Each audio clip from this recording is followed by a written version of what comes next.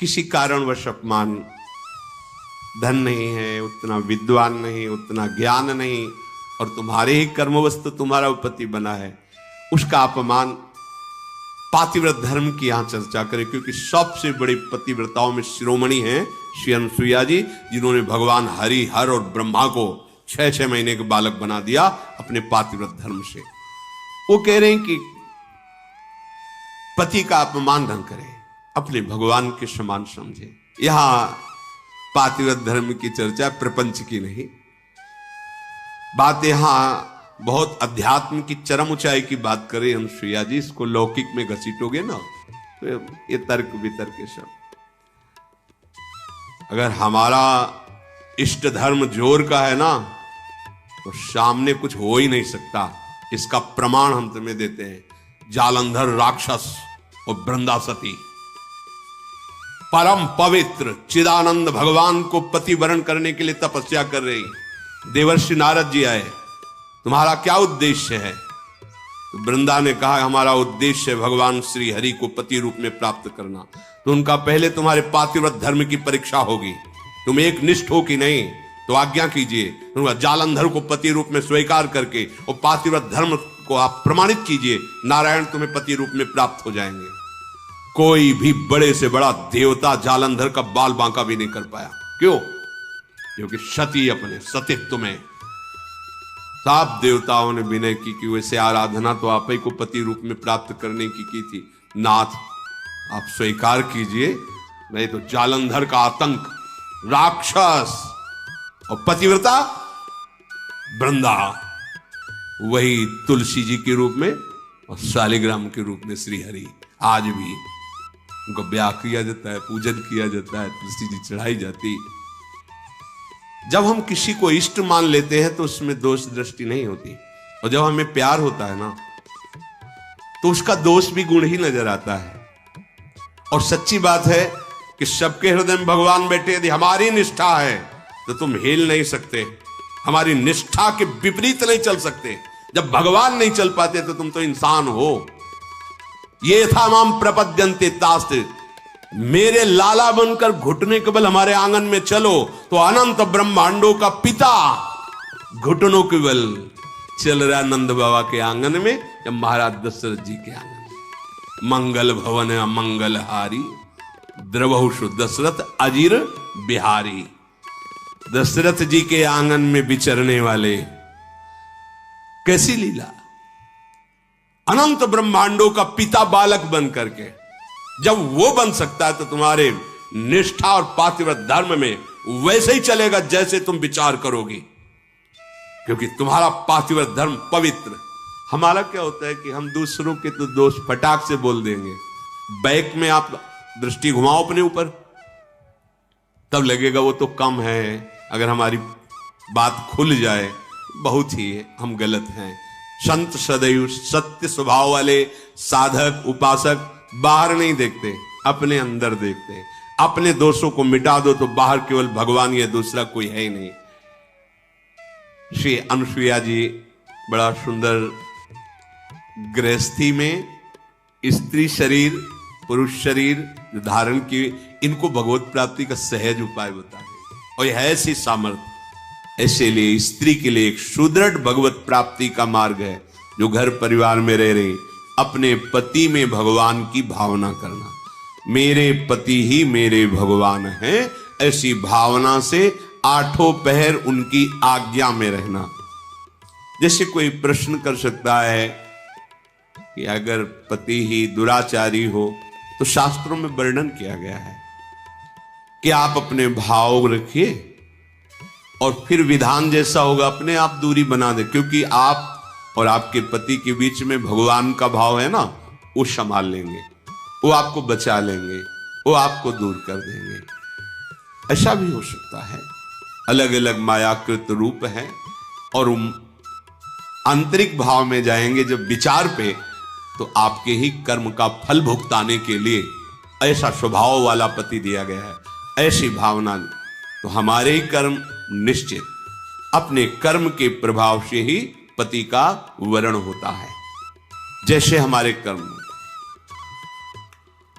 गायत्री के अनुष्ठान के द्वारा गायत्री जी को प्रसन्न करके जो कन्या प्रकट की थी उनका नाम सावित्री जी हुआ था।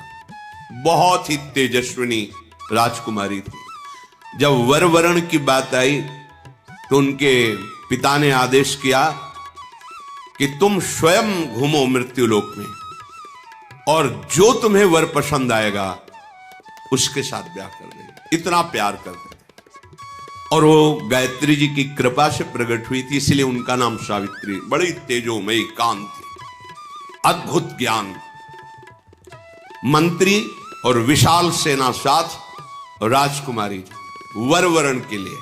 स्वयं तुम देखो, बहुत राजकुमारों को देखा, मन में ही नहीं आया।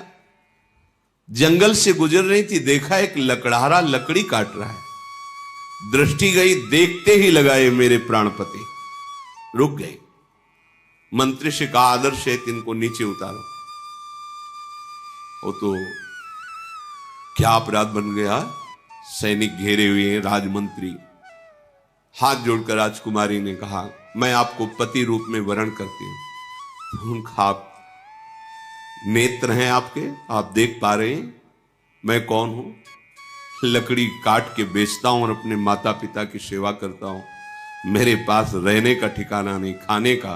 वो आपका राज वैभव का प्रभु, मैं राज वैभव को पति नहीं बना रही हूं, आपको पति रूप से वरण।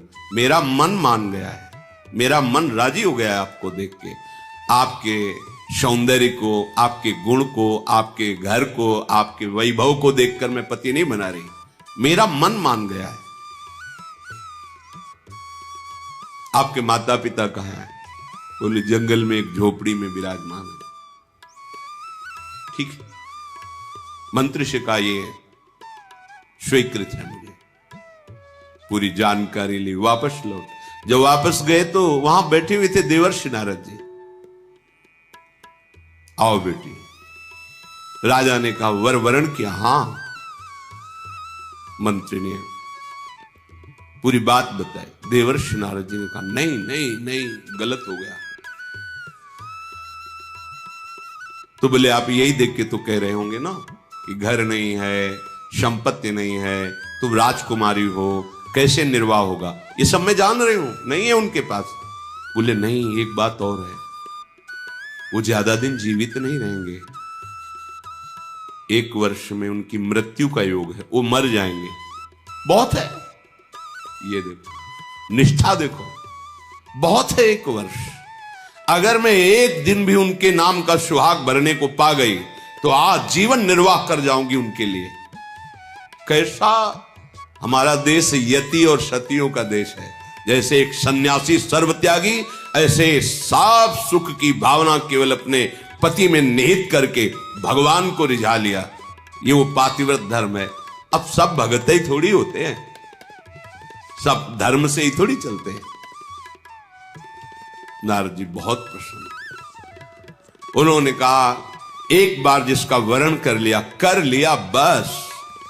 जैसे मां भगवती पार्वती जी ने सप्तऋषियों को जवाब दिया था, कोटि जन्म लग रगर हमारी, बरऊ शंभु न तरहो कुमारी। तुम एक बार की बात कहते हो, करोड़ों बार जन्म लूंगी और तपस्या करूंगी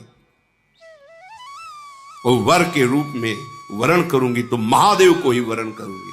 माना महादेव अवगुण भवन, विष्णु सकल गुण खाद, जेहि कर मन जेहि सम रमे, ते ही संत। मान गए आपकी बात पर, मेरा मन रम गया है शिव में, करोड़ बार जन्म लूंगी लेकिन महादेव को ही वरण करूं। ये सावित्री जी का ब्याह हुआ। पिता ने अपार वैभव, वही अकेले थे, बिल्कुल एक भी सुख नहीं लिया। नहीं, मेरे पतिदेव के ही सुख में सुखी रहूंगी, आपका कुछ भी दहेज, कोई भी एक वस्तु स्वीकार नहीं करूंगी। बहुत सत्यवान जी प्रसन्न हुए, उनका नाम सत्यवान, और कहा प्रिय, पता नहीं किस पुण्य और सौभाग्य से तुम्हारी जैसी हमें पत्नी मिली। वैसे मैं भी एक राजकुमार हूं, मेरे राज्य का अपहरण कर लिया गया बैरी राजाओं ने। मेरे माता पिता वयोवृद्ध थे, उनको लेकर मैं जंगल भाग आया हूं और वास कर रहा हूं। पर मैं तुम्हें कैसे, उनको ये पता नहीं कि मैं 1 वर्ष की आयु, लेकिन सावित्री जी को पता है, मैं तुम्हें कैसे सुख प्रदान कर सकूं। बोले भगवान, बस आपकी चरण सेवा करके आपको सुखी देखकर मैं परम सुखी रहूंगी। सुबह वो लकड़ी काटने के लिए चले, वो साथ चले, उनका नहीं, हमारे माता पिता की सेवा में रहो, जो आज्ञा। और वो जिस दिन से ब्याह हुआ था उस दिन से तिथि गिनना प्रारंभ कर दी। धीरे धीरे जब कुछ महीने व्यतीत हुए, उन्होंने अन्न छोड़ दिया। सत्यवान ने पूछा क्यों? बोले हमारी कुछ मन में ऐसी कामना है कि मैं नियम पूर्वक रहूं। कुछ समय व्यतीत हुआ, जल छोड़ दिया, वायु पी करके केवल मंत्र जाप करते हुए कि पति का शरीर छूटा, मैं अपना शरीर रखूंगी नहीं, छोड़ दूंगी। और जब वो तिथि आई, उनका आज भगवान मेरी इच्छा है कि आपके साथ में वन में चलूं। तो नहीं माता पिता, आज तक आज्ञा मानी, केवल 1 दिन, आज केवल, फिर जैसी आपकी आज्ञा होगी, पर आज आपकी आज्ञा उल्लंघन करूंगी और आपके साथ चलूं। उनको पता था आज आखिरी दिन है, सत्यवान को पता नहीं था। गए, चलो तुमने पहली इच्छा प्रकट की है, अभी तक कोई इच्छा ही नहीं प्रकट की थी, और वो भी इच्छा अपने पति के अंतिम दर्शन और वही प्राण त्यागना, निश्चय इनका यही था। लकड़ी काटने लगे। बोले सावित्री, ऐसा लग रहा है मेरा सर फट रहा। बोले भगवान नीचे आ जाइए, समझ गए, आप लेटिए। सर को अपनी गोद पे रखा और मंत्र चल रहा है, शांत, देखती कौन आता है और मेरे पति का स्पर्श करता है। ब्रह्मचारिणी पातिव्रत धर्म से युक्त गायत्री के अनुष्ठान से प्रकट हुई और मंत्र चल रहा है। यमदूतों की तो सामर्थ्य नहीं, साक्षात धर्मराज है, यमराज रूप में नहीं, धर्मराज के रूप में। उनके 2 रूप हैं। पापियों के लिए ये भयानक यम रूप, जो यमदूत पहुंचते हैं, महान दंड देते हैं, लेकिन जो धर्मात्मा पुरुष होते हैं, जिससे पाप और धर्म दोनों, फिर वो उनके लिए थोड़ी सुविधा होती है। और जो धर्मात्मा पुरुष होते हैं वह साक्षात धर्मराज पहुंचते हैं। लेकिन जहां भक्त होते हैं वहां भगवत पार्षद पहुंचते हैं, ऐसे नहीं। और यहां तो भगवत पार्षदों का भी प्रवेश नहीं। श्री जी की सखियां जो अत्यंत करुणामयी, देखा सामने धर्मराज, मंत्र का प्रभाव, मूर्तिमान धर्मराज सामने। उनका बेटी, तुम्हें धैर्य धारण करना होगा। वो मूर्छित हो गए सत्यवान। उनके आते ही प्रक्रिया है प्राण घसीटने की, मूर्छा गए। तो उनका भगवान, ये मेरे पति हैं, आप प्राण ले लो और देह की रक्षा करो, ऐसा कैसे हो सकता है? ये हमारे प्राण हैं। तो उनका समय तो पूरा हो गया, मैं तुम्हारे पति को सूक्ष्म शरीर में, यातना देह में लेकर अब जा रहा हूं। बोले आप अपना काम कीजिए और मैं अपने धर्म का निर्वाह करूंगी। खींचा सूक्ष्म प्राणों को, बंधन से बांधा, यमपाश से चल पड़े। सावित्री जी मंत्र बल से पीछे चल पड़ी। कंकन किंकिनी की झनकार तो पीछे मुड़ के, उनका बेटी, असंभव है, मृत्यु होने के बाद जीव को अपने कर्मों का फल भोगना ही पड़ता है, वो किसी का साथ निर्वाह नहीं कर सकता। तुम वापस चली जाओ। उनका आप अपने कर्तव्य का पालन करें, हम अपने कर्तव्य का पालन करें। आगे बढ़े, पीछे का तुम्हारे पति प्रेम को देख करके हमारे हृदय में उत्साह हो रहा है। तुम वरदान मांगो, केवल सत्यवान के प्राणों को छोड़कर, इस जीवात्मा को छोड़कर तुम कोई भी वरदान मांगो। उनका सुना है हमारे सास ससुर राजा थे, उनका राज्य वैभव उनको पुनः प्राप्त हो जाए, उनके नेत्रों की ज्योति प्रकट हो जाए, ऐसी हमारी इच्छा है। तथास्तु। फिर चले, फिर देखो, एक और वरदान मांग लो और आप वापस चलिए। तो हमारे माता पिता के पास केवल हम ही संतान थी, पुत्र नहीं था।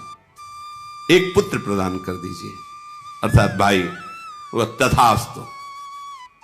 फिर देखो बेटी, हम तुम्हें बार बार कह रहे हैं, यहां से आगे की यात्रा सूक्ष्म देह से होती है, स्थूल शरीर से नहीं।